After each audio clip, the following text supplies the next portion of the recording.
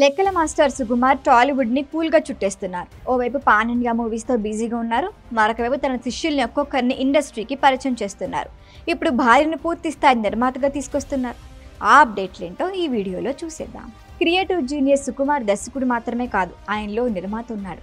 Professional ప్రొడ్యూసర్గా కాకుండా తన దగ్గర దర్శకత్వ శాఖలో పనిచేసే టాలెంట్స్ని ఎంకరేజ్ చేసేందుకు సుకుమార్ రైటింగ్స్ అనే బ్యానర్ని స్టార్ట్ చేశారు. అగ్ర నిర్మాణ సంస్థలతో కలిసి ఆ బ్యానర్పై మూవీస్ తెరకెక్కిస్తున్నారు. అయితే ఇప్పుడు సుకుమార్ భార్య తబిత పూర్తి స్థాయిలో నిర్మాతగా మారుతున్నారు. ఈ మేరకు కొత్త బ్యానర్ స్టార్ట్ చేసి ఇండస్ట్రీలో నిర్మాతగా బిజీ అవుతారని టాక్. రావు రమేష్ ప్రధాన పాత్రలో నటించిన మారుతినగర్ సుబ్రహ్మణ్యం మూవీకి తబితా సుకుమార్ సమర్పకురాలుగా వ్యవహరించారు. ఇప్పుడు కథ మాత్రమే కాకుండా మేకింగ్ వరకు ప్రతి అంశాన్ని దగ్గరుండి చూసుకోవాలని ఫిక్స్ అయ్యారు. అందుకే సొంత బ్యానర్ ఆ సినిమా చూశాక తన సమర్పణలో విడుదల చేయడానికి ముందుకొచ్చారు. అయితే ఇప్పుడు ఇలా కాదు, కథ నుంచి మేకింగ్ వరకు ప్రతి అంశాన్ని దగ్గరుండి చూసుకోవాలని తబిత నిర్ణయించుకున్నారు. అందుకే సొంతంగా ఒక బ్యానర్ని స్టార్ట్ చేస్తున్నారు.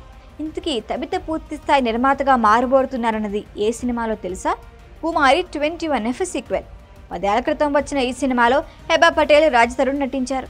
అప్పట్లో ఈ బోల్డ్ మూవీ సంచలన విజయం అందుకుంది. ఇప్పుడు ఈ సినిమాకు సీక్వెల్గా కుమారి 22F అనే టైటిల్ని ఫిక్స్ చేశారు. త్వరలోనే అఫీషియల్గా అనౌన్స్ చేయనున్నారు.